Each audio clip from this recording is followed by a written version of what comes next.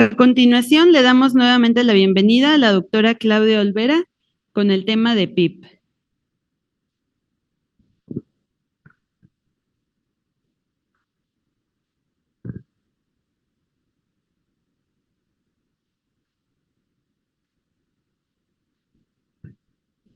Gracias. Necesitamos nomás señalador. No sé.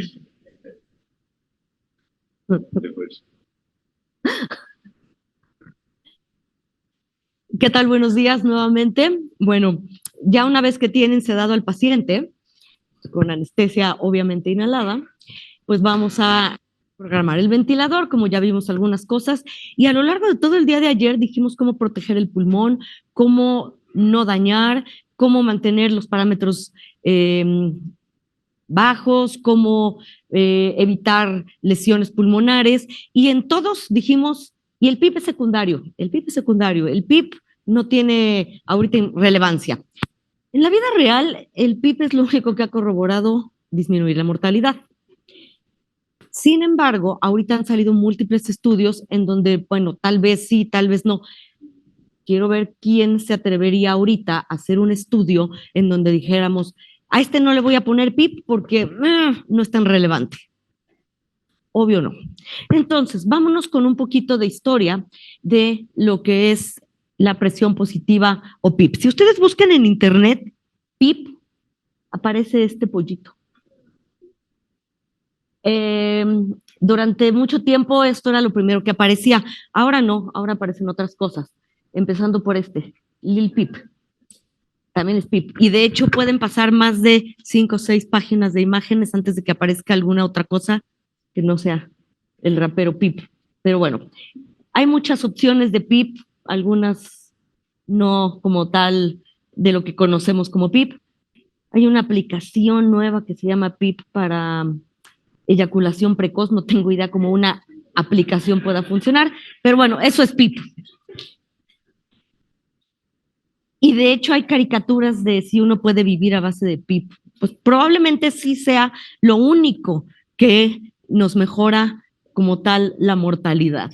Y hablando de historia, para hablar de ventilación mecánica y hablar de PIP y por qué no vamos a hacer estudios en donde a algunos les pongamos PIP y a otros sí, tenemos lo que todo el mundo conoce, cómo surgió la presión positiva y la ventilación mecánica. De 1915 a 1945, todos los miles de casos que ustedes gusten de poliomielitis, con mortalidades extremadamente altas y reportes en donde probablemente si los conectamos a una máquina puedan mejorar, pero era presión negativa. Se veía muy aparatoso, era una cosa muy grande. Metíamos al paciente, se cerraba y se ponía sellado. Y entonces se daba con manivela un fuelle para generar presión negativa. Sin embargo, era bastante más fisiológico que lo que tenemos ahora. Lo que tenemos ahora, conectar un tubo con presión positiva, no es del todo convencional. Y le fueron agregando cositas para poner el suero, para meter hasta 1 o 2 en diferentes lados, darles posición, aparentemente los empezaron a automatizar, y alguien dijo, oigan, ¿y si los juntamos a todos en el mismo lado porque están dispersos por diferentes partes de los hospitales? Y entonces surgen como tal las terapias intensivas, vamos a poner a todos los graves en el mismo lugar y así los manejamos más fácil. De hecho, había un ventilador de estos pulmón de acero en el hospital, desapareció con algunas remodelaciones. Y bueno, en aquel entonces la mortalidad era altísima y ni siquiera había daño como tal pulmonar, simplemente era un drive respiratorio con fuerza muscular perdida. Para entonces dijeron, oigan, ¿y si hacemos algo diferente? Porque esto está poco práctico, no los podemos a todos los pacientes, no los podemos mover, no tienen mucha autonomía. Y se utilizó éxito con una respiración con presión positiva intermitente.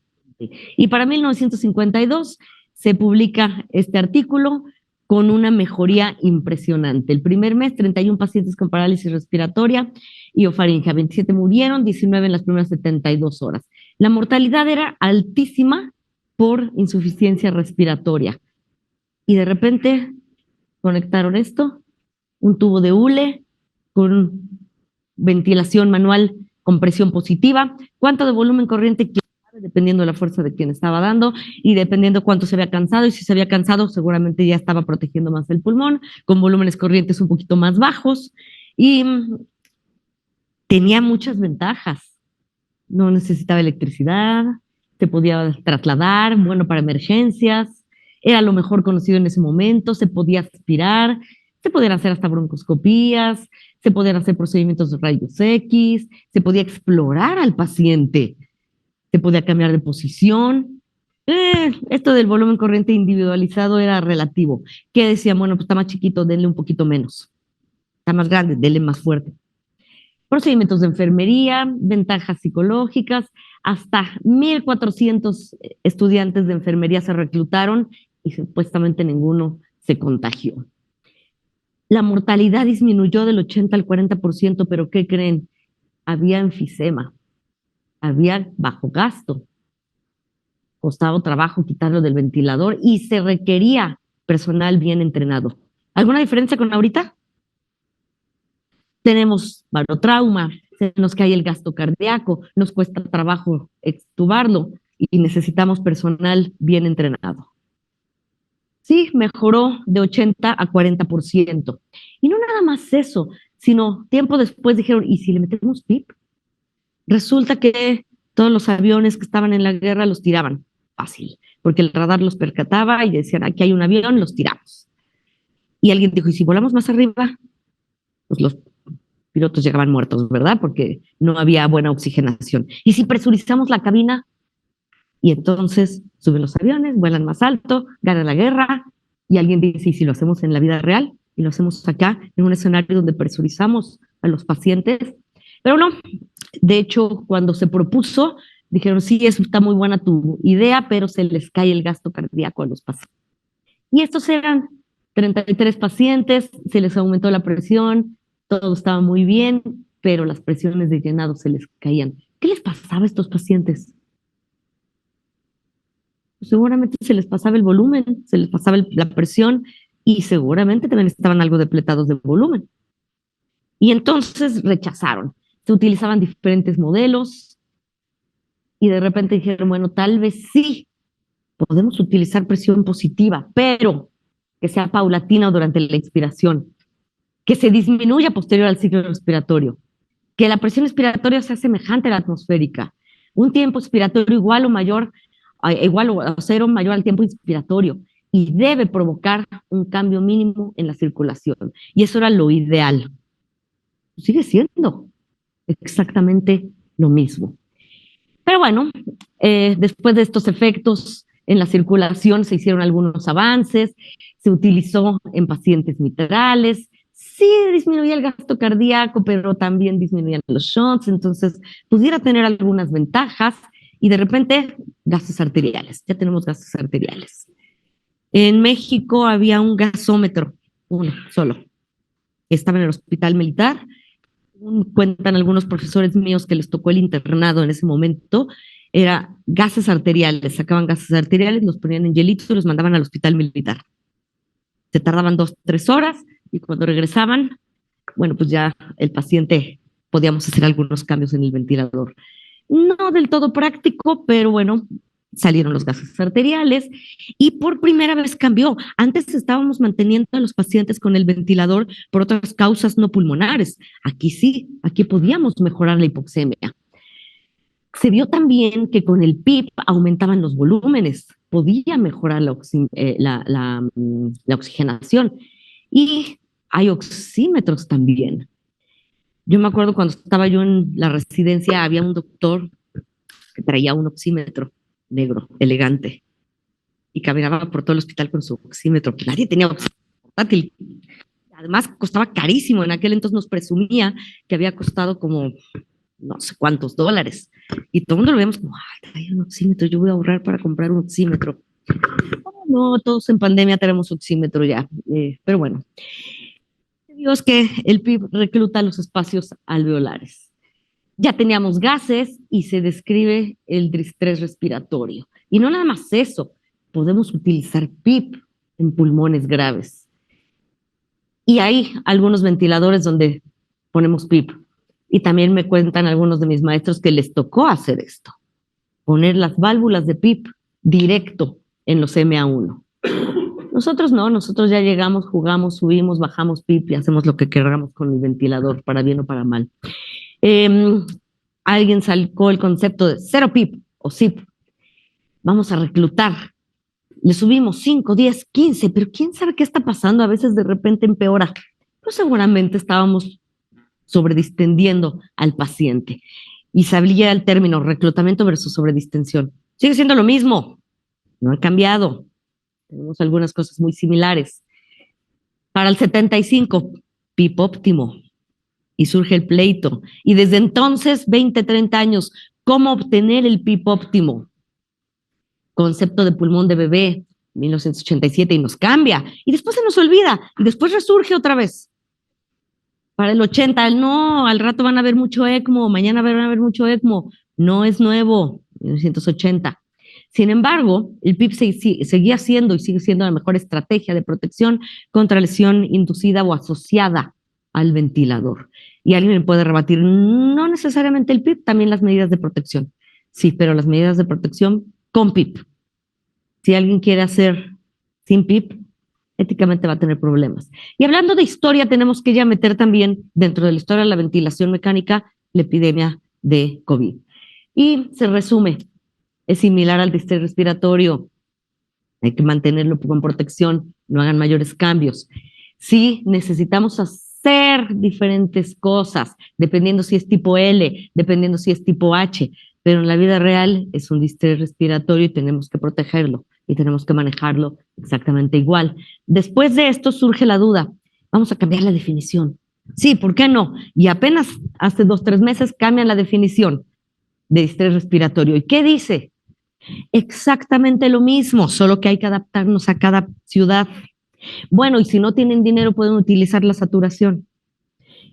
Bueno, si no tienen dinero y no tienen ventilador pueden utilizar alto flujo. Entonces el PIP no importa, pero si lo tienen, úsenlo. Pero si no lo tienen, bueno, alto flujo. Entonces, ¿qué nos dice todo esto? ¿Que hay que proteger al pulmón? Sí. ¿Que tenemos que usar PIP? Sí. ¿Cuánto? Depende. Todo lo que quieras saber de PIP no van a contestarlo en internet, van a encontrar muchas otras cosas. Pero esto es lo que nos encontramos en la vida real. Y si alguien me dice que no le vamos a poner PIP, que lo vamos a mantener con protección alveolar baja, que vamos a mantener volúmenes bajitos, que vamos a mantener, estoy totalmente de acuerdo con PIP. No está parejito. Yo asumo que si le pongo PIP esto probablemente reclute. Esto no, esta parte tampoco. Y entonces tengo una ventilación ideal en donde yo le pongo PIP y se abre. Así no funciona. Tenemos zonas que sí se reclutan y zonas que no se reclutan. Porque tenemos que estandarizar. Y una vez que estandaricen, entonces sí jueguen y súbanle y bájenle. Pero tenemos que tener un método, el que ustedes quieran. Y en su hospital, estandarizar. Porque ¿qué es lo que pasa en todos los hospitales? Llegamos en la mañana y yo soy el jefe y súbanle y bájenle. Si es que es un hospital en donde el jefe manda. Si es por turnos para el mediodía, no. ¿Cuánto le dejaron? Súbele. Bájale. Si es mi paciente porque es privado, yo lo que yo quiera. ¿Cuánto? 12, 8. ¿En base a qué? Entonces tenemos que tener un protocolo. No importa cuál, pero hay que titularlo. Sí, efectivamente, la oxigenación con presión positiva nos mejora la mortalidad. ¿Cuál es la recomendación? Pues así, literal. PIP alto en pacientes con distrés respiratorio moderado a grave. Solo que ya nos cambiaron también la definición de moderado a grave. Depende de qué, de la altura. Antes nos habíamos aprendido 300 y 200. Después nos dijeron, no, ya no es lesión pulmonar, ahora es distrés respiratorio, todo es leve o severo o moderado. Depende si viven en la Ciudad de México. Si viven en la Ciudad de México, 170 probablemente entra dentro del leve. Si viven a nivel del mar, eso ya está moderado. Entonces, primero, lo mismo que dijimos ayer, sepan a qué altura están y sepan qué porcentaje menos de la presión atmosférica están, para que ustedes puedan ajustar su PaO2. Si su PaO2 está en 100 y viven en la Ciudad de México y no quieren aprenderse números raros, suman el 23%, el 27%, entonces tengo 127. Entonces sepan qué porcentaje están más o menos para sumárselo.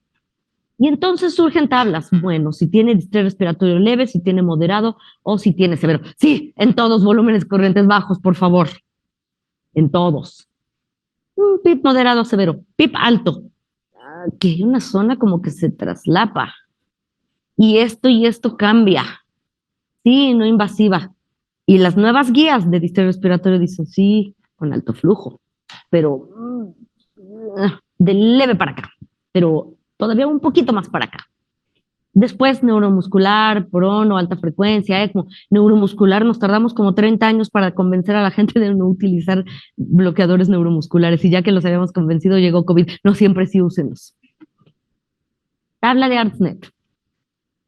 ¿Qué dice la tabla de ARTSNET? Desde el 2004, si su objetivo es mantener las metas de oxigenación propuestas por ARTSNET por arriba de 89, con una PaO2 de 55-80, con una FiO2 menor de 60, titular PIP es una tarea fácil, únicamente tiene que emplear la tabla de FiO2 PIP propuesta por ARTSNET. Y si su meta es mejorar aún más la oxigenación y disminuir los días de ventilación mecánica sin modificar la motilidad, entonces debe utilizar PIP alto. Me regreso a esta y ¿qué dicen estas tablas? 30, por alguna razón no se alcanza aquí. Voy a mover un poquito. Podemos salir tantito de la pantalla. Es acá. Porque no se alcanza a ver. Acá. Por alguna razón, cuando cambiamos de Mac pasa lo mismo. Y ahora sí. ¿Y cómo lo pongo en pantalla completa? Y también la previa, por favor. Esta, ajá. Ahí está. Y vamos a cambiar porque no se alcanza a ver el PIB que quiero que vean. Ahí está. Una de dos, o no usen Mac o no se alcanza a ver. Vamos a tener aquí. Tantito. Ok, ahorita en lo que se puede ver o no, tenemos esta tabla de PIB bajo en donde dice, si yo tengo 30 de FiO2 y mi oxigenación no se cumple, le pongo PIB de 5. Si esto no mejora, tengo que subir la FiO2. Si la FiO2 no mejora la oxigenación, le tengo que subir el PIB. Si con el PIB no mejora, subo la oxigenación. Si no mejora, le subo PIB. Y tenemos números de 18 a 24. Se supone que eso es PIB bajo. Se supone. Ahora sí nos vamos a esta, por favor. Y ya lo ponemos en grande. En normal en presentación. Y entonces tenemos la de PIB alto, supuestamente.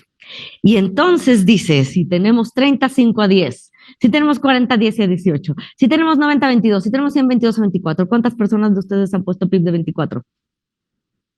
No ponemos PIB de 24. Una. Bueno.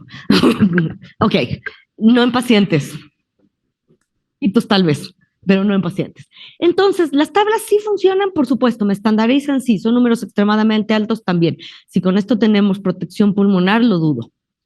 Si con esto mantenemos la plato baja, lo dudo. Si tenemos la presión de distensión baja, lo dudo. ¿La oxigenación determina la mortalidad? No. Entonces, ¿para qué estamos persiguiendo oxigenación? ¿Quiero reclutar? ¿Necesito poner PIB? Sí, no tanto. El mínimo necesario para mantener oxigenaciones tolerables. ¿Qué es una oxigenación tolerable? Depende de dónde vivan. Con que esté arriba de 90, 92%, más que suficiente.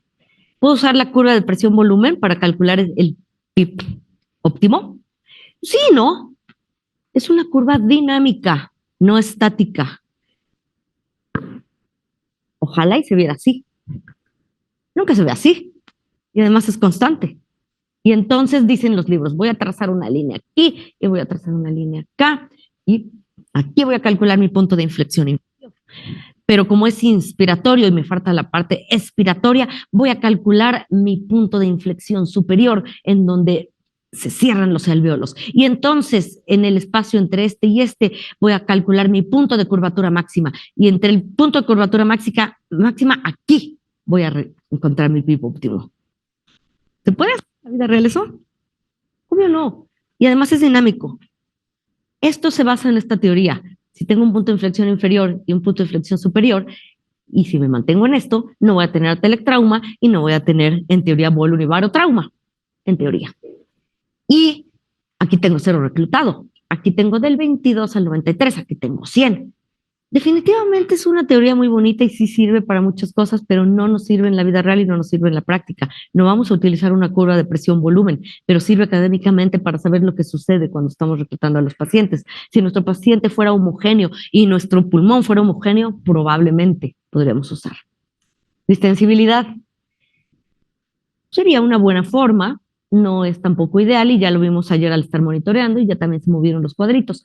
¿Qué es lo que sucede? Tengo 4 de PIB y con esto tengo 28 de distensibilidad, por decir un número al azar, y no se me ha caído el gasto cardíaco, la TA se mantiene bien, la saturación se mantiene bien y todo se mantiene en orden y me mantengo en metas de protección alveolar. Sí.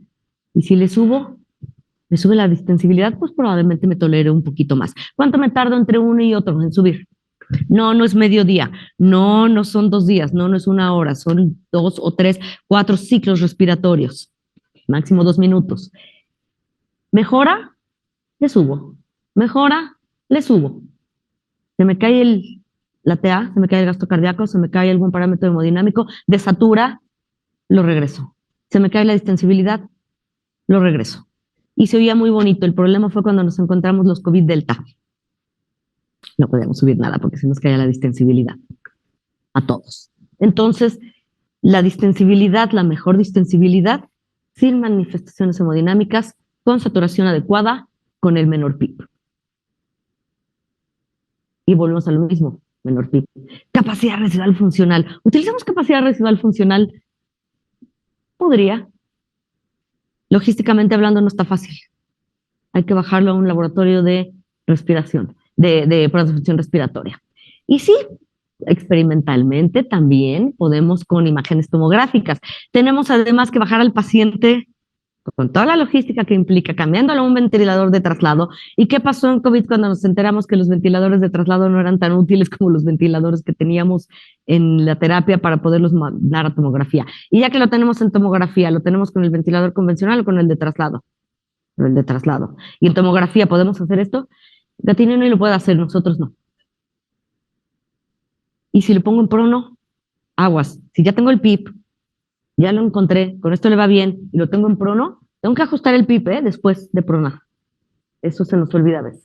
Presión transpulmonar. Por supuesto que puedo medir presión transpulmonar y puedo ir midiendo mis radiografías. ¿Cuántos de ustedes usan valor esofágico? 1, 2. Pues no está tan bien en la vida real tampoco tan fácil. Pero tal vez me mantengo con mis driving pressure. Volvemos a lo mismo, protección. Entonces, no es como tal el PIP, es mantener protección.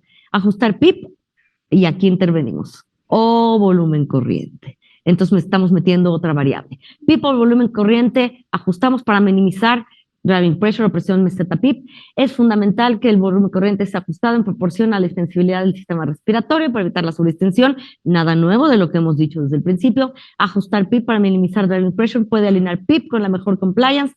Ya lo vimos del sistema balanceando la apertura pulmonar. Preveniendo teletrauma versus sobreextensión. Algo diferente a lo que hemos dicho con diferentes palabras. Pero es exactamente lo mismo. No dañar, que es la driving pressure, ya lo vimos ayer con el doctor Zamora, presión plató, PIP y esta diferencia. Y la quiero mantener en niveles bajos. Estudios clínicos han reportado respuestas conflictivas cuando separamos los componentes. Entonces, volúmenes bajos, pero PIP bajo, pero no tan alto, pero mantenemos driving baja. El análisis indicó que la reducción del volumen corriente y el incremento del PIB fue benéfico solo si fueron asociados con disminución de esta presión. Entonces, podemos encontrar un PIB óptimo como tal. Densitometría pulmonar. ¿Quién hace densitometría pulmonar? El doctor Enrique Vergara, que debería estar dando esta plática y que no está. Él hace densitometría pulmonar en Guadalajara y hace unos estudios muy bonitos en donde además puede ir monitoreando con colores cuánto PIB, tanto en los pulmones, qué porcentaje va abriendo y por supuesto puede comparar antes y después a los pacientes. No usamos densitometría, sería muy bonito usarlo todos, sí. Algo el doctor Monares, no tarda en venir el doctor Monares. ¿Qué dice el doctor Monares? Vamos a ver cómo le vamos a poner el PIB al paciente. Tengo una radiografía, ¿no tiene opacidades o sí tiene opacidades? FIO2 está alta. ¿Y la saturación? ¿Se alcanzó? Sí, entre 95 y 100. PIB bajo, 4 a 5. Más o menos, anda entre 93 y 94 mi saturación, 8 a 9. Anda bajo, 10 a 12. ¿Por qué exactamente esos números? Porque me mantienen la driving pressure abajo. Porque mantienen el poder mecánico, que no vamos a hablar del poder mecánico, en números tolerables. ¿Qué dice la evidencia? No hay evidencia actualmente para sugerir cómo titular el PIB. Y todos los artículos nos dicen lo mismo. No hay forma de que un método sea mejor que otro. Entonces, ¿qué quiere decir?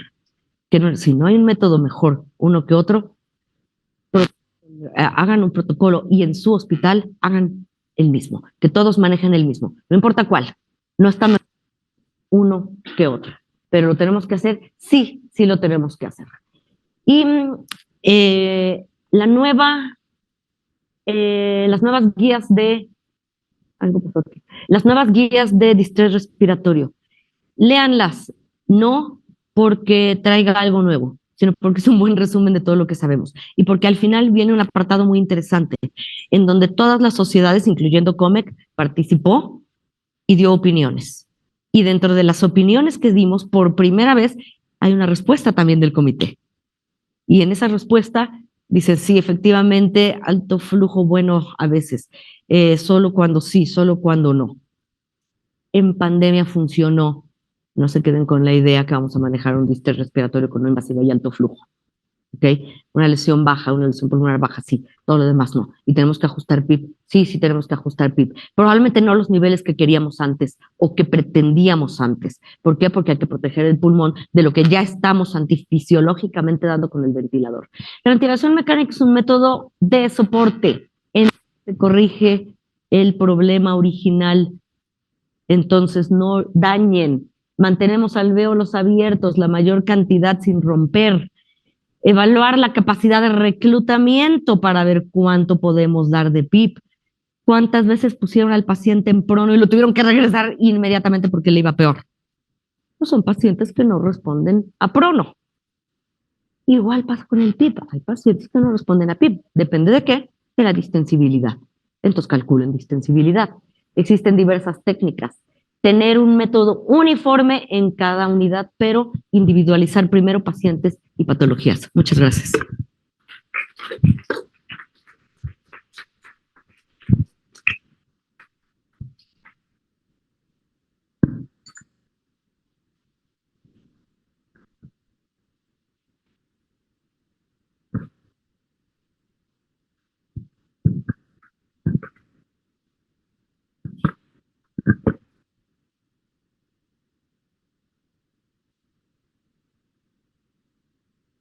Si gustan ir por un café en lo que llega nuestro siguiente ponente.